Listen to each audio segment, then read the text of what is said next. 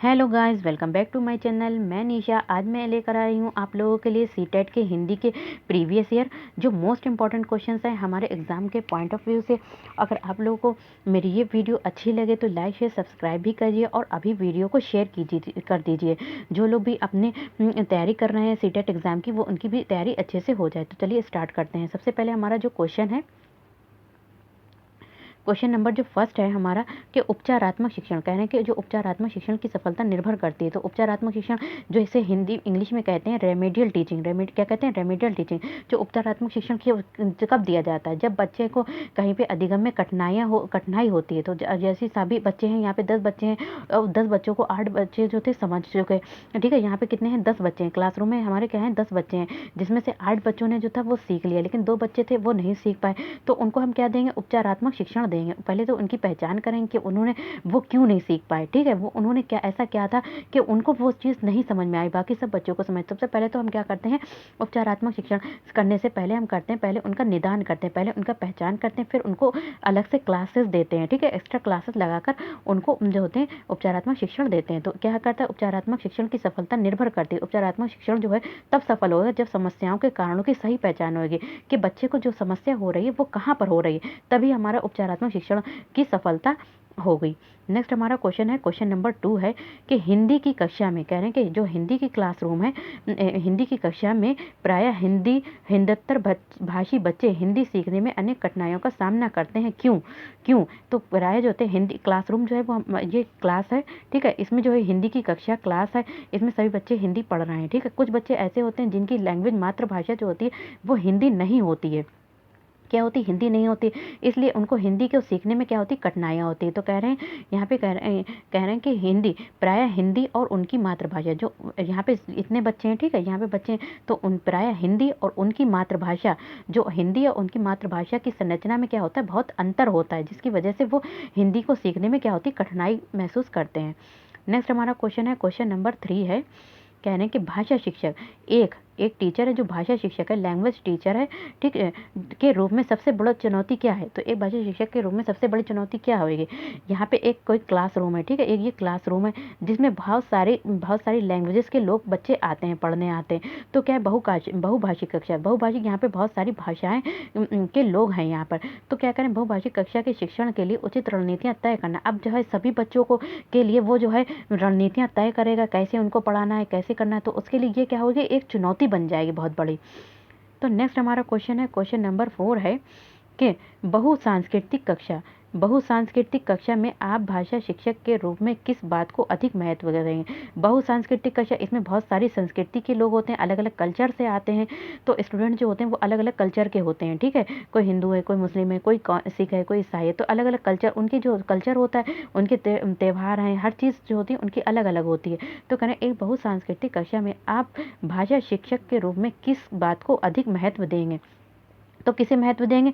बच्चों को भाषा प्रयोग के अधिक से अधिक अवसर देना। जब बच्चे क्या होंगे एक दूसरे से, हमारे क्या है, जब सभी बच्चे जो होते हैं एक दूसरे से भाषा बातचीत करेंगे तो क्या करेंगे? बहुत सारे उनके अंदर जो होते हैं शब्दों का भंडार हो जाता है, बहुत सारे शब्दों का भंडार हो जाता है और एक दूसरे की लैंग्वेजेस को भी समझने लगते हैं। तो बच्चों को अधिक से अधिक हम क्या देंगे? भाषा प्रयोग के अवसर देंगे। नेक्स्ट हमारा क्वेश्चन है, क्वेश्चन नंबर 5 है कि भाषा, कह रहे हैं कि भाषा के जो लैंग्वेज के अभिव्यक्तात्मक कौशल क्या है? तो अभिव्यक्तात्मक कौशल, जैसे कि हम आपको पढ़ा रहे हैं, तो क्या है इसमें पढ़ा रहे हैं तो इसमें हम क्या कर रहे हैं? एक तो बोल भी रहे हैं, दूसरा हम लिख भी रहे हैं। तो अभिव्यक्तात्मक कौशल जो है वो पढ़ाना, बोलना और लिखना है। लेकिन अगर ग्रहणात्मक कौशल आ जाते हैं तो उसमें क्या हो जाएगा? हमारा सुनना और पढ़ना। आप क्या कर रहे हैं? हम वीडियो को बना,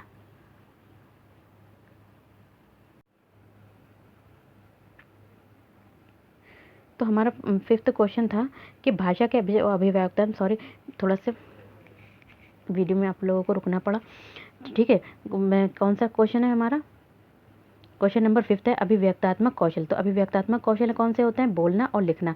जैसे कि हम वीडियो आप लोगों के लिए बना रहे हैं, ठीक है, वीडियो बना रहे हैं तो आप लोग मेरी वीडियो को देख रहे हैं तो हम बोल रहे हैं, बोल के पढ़ा रहे हैं, या फिर हम लिख कर पढ़ा रहे हैं। तो ये क्या है? अभिव्यक्तात्मक कौशल।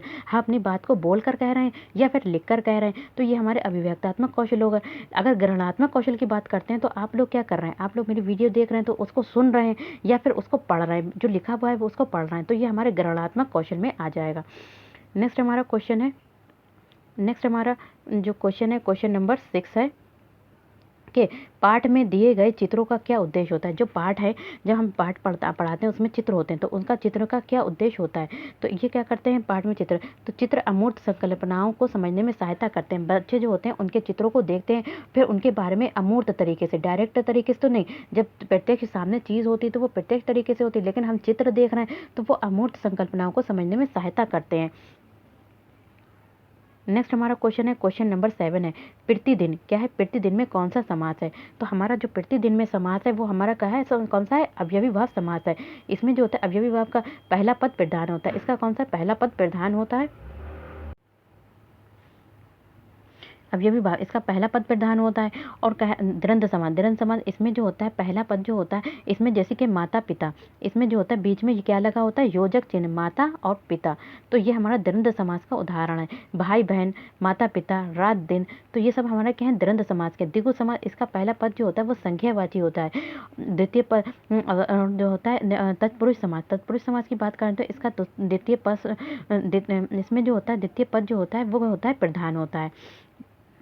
नेक्स्ट हमारा क्वेश्चन है, क्वेश्चन नंबर 8, विचार, विचार में एक प्रत्यय लगाए। तो हमारा जो होता है, तो विचार में एक प्रत्यय लगाकर शब्द बनेगा। तो क्या होता है, जो हमारे शब्द है, कोई शब्द है, ठीक है, जो शब्द है, शब्द से अगर पहले कुछ लगता है तो वो हमारे क्या कहलाते हैं, उपसर्ग कहलाते हैं। क्या कहलाते हैं, उपसर्ग कहलाते हैं। अगर शब्द के बाद में लगाते हैं तो वो हमारा क्या कहलाएंगे, प्रत्यय कहलाते हैं। ठीक है, तो यहाँ पे हमारा क्या प्रत्यय कहलाता है, तो कह रहे हैं कि विचार में एक प्रत्यय लगाकर शब्द बनेगा। तो जब विचार में क्या है, विचार में हम एक लगाएंगे तो हमारा क्या होता है, वैचारिक, क्या हो जाएगा, वैचारिक हो जाएगा। ठीक है, नेक्स्ट हमारा क्वेश्चन है, क्वेश्चन नंबर 9 है कि कार्य, कार्य शब्द का तद्भव रूप क्या होगा। जो कार्य है, ठीक है, तो कार्य जो है वो हमारा क्या है, तत्सम है। क्या है, तत्सम है, तत्सम, जो संस्कृत से सीधे डायरेक्ट लिए गए। और तद्भव जो है, कार्य शब्द का तद्भव रूप, तो तद्भव रूप क्या होगा हमारा, क्या होगा हमारा, काज हो जाएगा। ठीक है, काज हो जाएगा। नेक्स्ट हमारा क्वेश्चन है, क्वेश्चन नंबर 10 है, पढ़ा हुआ कितना पच गया। कह रहे हैं कि जो पढ़ा हमने पढ़ा था वो कितना पच गया। इसका अर्थ क्या है, तो इसका अर्थ क्या है कि पढ़ा हुआ कितना आत्मसात किया है। क्या है, कितना जो हमने पढ़ा है उसको हमने कितना समझा है, कितना आत्मसात किया, कितना अपने अंदर जो है बसा लिया है, तो उसको यही कहेंगे। नेक्स्ट हमारा क्वेश्चन है, क्वेश्चन नंबर 11 है कि जो भाषा के कौशल हैं, यानी कि लैंग्वेज की जो स्किल्स हैं, के संदर्भ में कौन सा कथन जो है वो उचित है, मतलब ठीक है, उचित है सबसे।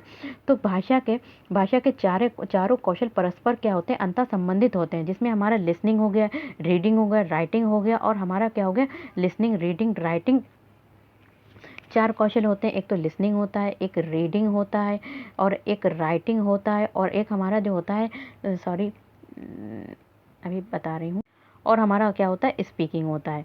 तो ये हमारे 4 कौशल होते हैं। तो इसमें जो होते हैं चारों कौशल जो होते हैं, भाषा के चारों कौशल क्या होते हैं, वो हमारे एक दूसरे से अंतर संबंधित होते हैं। नेक्स्ट हमारा क्वेश्चन है, क्वेश्चन नंबर 13, भाषा के जो अब भाषा के अभिव्यक्तात्मक कौशल, जैसे कि अभी हम पढ़ चुके हैं। ठीक है, नेक्स्ट दोबारा आ गया क्वेश्चन। तो इसमें अभिव्यक्तात्मक कौशल है, तो वही हमने बताया था कि बोलना और लिखना जो है हमारे अभिव्यक्तात्मक कौशल में आ जाएगा। अगर बात करते हैं ग्रहणात्मक कौशल, तो सुनना और पढ़ना हमारा ग्रहणात्मक कौशल में आ जाएगा। नेक्स्ट हमारा क्वेश्चन है, क्वेश्चन नंबर 14, गृह कार्य यानी कि होमवर्क, जो हम होमवर्क देते हैं, गृह कार्य के बारे में कौन सा कथन उचित है। तो गृह कार्य बच्चों को ये नहीं है कि उनको होमवर्क दें, ठीक है, लेकिन उनकी क्षमता के अनुसार दें। ये नहीं कि बच्चा जो है क्लास फर्स्ट का है और उसको हम बहुत ज़्यादा ही उनको ओवर बर्डन ज़्यादा डाल के उनको होमवर्क दे देते हैं, तो वो क्या है, नहीं कर पाते। तो बच्चे की क्षमताओं स्तर के अनुसार गृह कार्य दिया जाना चाहिए। बच्चा जितना काम कर सके, उसकी एबिलिटी, उनकी जो कैपेसिटी है उसके अनुसार हमें गृह कार्य देना चाहिए। और स्तर के अनुसार जो भी उनका लेवल है, क्लास फर्स्ट के बच्चे हैं तो उनको उनके अनुसार ही गृह कार्य दिया जाना चाहिए। नेक्स्ट क्वेश्चन है आप लोगों के लिए, क्वेश्चन नंबर 15 है, प्राथमिक स्तर पर कौन सा भाषा शिक्षण का उद्देश्य नहीं है। जो प्राथमिक स्तर है, ठीक है, तो फर्स्ट टू फिफ्थ है, उसमें जो है कौन सा भाषा शिक्षण, लैंग्वेज को पढ़ाने का उद्देश्य नहीं है। तो उद्देश्य नहीं है कि वर्णमाला को क्रम से कंठस्थ करना। जो वर्णमाला छोटा बड़ा छोटी बड़ी है, तो इनको ये नहीं है कि हम उनको क्रम में जो है कंठस्थ करना, क्रम से कंठस्थ करें। छोटा के बाद बड़ा आएगा, बड़ा के बाद छोटी है, छोटा बड़ा छोटी बड़ी, तो ये ज़रूरी नहीं है। ठीक है, ओके। नेक्स्ट हमारा क्वेश्चन है, क्वेश्चन नंबर 16 है, एक बहुसांस्कृतिक कक्षा। कह रहे हैं ये क्वेश्चन भी शायद रिपीट हुआ है। ठीक है, नेक्स्ट चलिए देखते हैं। क्वेश्चन नंबर 18 है कि बोलना, बोलना क्या है? बोलना, स्पीकिंग करते हैं तो बोलना क्या है? बोलना कौशल में महत्वपूर्ण है। बोलना क्या है? एक स्किल है, ठीक है। स्पीकिंग, स्पीकिंग जब हम बोलते हैं तो क्या एक स्किल है। तो संदर्भ एवं स्थिति के अनुसार अपनी बात कह सकना। जब हम बोलेंगे तो हम क्या करते हैं? संदर्भ, अपनी स्थिति, अपनी कंडीशन के अनुसार जो है अपनी बात कह सकें। तो ये क्या है? बोलना कौशल की एक महत्वपूर्ण विशेषता है। बोलना कौशल की क्या है? एक महत्वपूर्ण विशेषता है। नेक्स्ट हमारा क्वेश्चन है क्वेश्चन नंबर 19, कहानी सुनाने से, ठीक है। बच्चों को जब हम क्या करते हैं? कहानी सुनाते हैं। बच्चों को कहानी सुनाने से क्या होता है? बच्चों की कल्पना शक्ति, जो इमेजिन करने की शक्ति होती है, वह चिंतन करने की और जो थिंकिंग की शक्ति का क्या होता है? डेवलपमेंट होता है, विकास होता है। जब हम बच्चों को कहानी सुनाते हैं तो वो क्या होते हैं? बच्चों को जब हम कहानी सुनाते हैं, जब बच्चों को क्या करते हैं? हम कहानी सुनाते हैं तो कहानी सुनते समय बच्चे जो होते हैं उस परिधि में सोचना शुरू कर देते हैं। क्या करते हैं? उस परिधि में सोचना शुरू कर देते हैं, जिससे उनकी बुद्धि लब्धि जो होती है वो क्या होती है? बढ़ती है और कल्पना शक्ति व चिंतन शक्ति का विकास होता है। क्वेश्चन है कि क्वेश्चन नंबर 20 है, बच्चों के लेखन, लेखन मतलब लिखने के कौशल में, लिखने के कौशल का मूल्यांकन करने के लिए कौन सी विधि सबसे बेहतर हो सकती है? तो क्या कहें बेहतर हो सकती है लेखन कौशल के लिए? तो क्या है? अपने अनुभवों को लिखना। जब बच्चे जो होते हैं अपने अनुभवों को लिखते हैं तो वो बेहतर तरीके से लेखन करते हैं, लिखते हैं और उनके अनुभवों को, अपने अनुभवों को लिखते हैं। नेक्स्ट हमारा क्वेश्चन है question number last, question number 21। तो भाषा शिक्षण में पाठ्य पुस्तक क्या है? भाषा शिक्षण में पाठ्य पुस्तक क्या है? हमारा एक साधन है। तो अगर आप लोगों को मेरी ये वीडियो पसंद आए तो मैं बहुत ही शॉर्ट वीडियो बनाती हूँ, आप लोगों को जल्दी से जल्दी आप लोग अपनी लर्निंग तैयारी कर सकें, ठीक है। आप बहुत से लोग वीडियो एक एक घंटे की होती है तो उसमें नहीं हम तैयार कर पाते हैं, हो सकता है हमारे पास इतना वक्त ना हो, लेकिन हम बहुत ही कम वक्त में आप लोगों के लिए वीडियोज़ बना कर लेकर आए हैं। तो आप लोगों को मेरी ये वीडियो पसंद है तो लाइक शेयर सब्सक्राइब कीजिए। Thank you, have a nice day.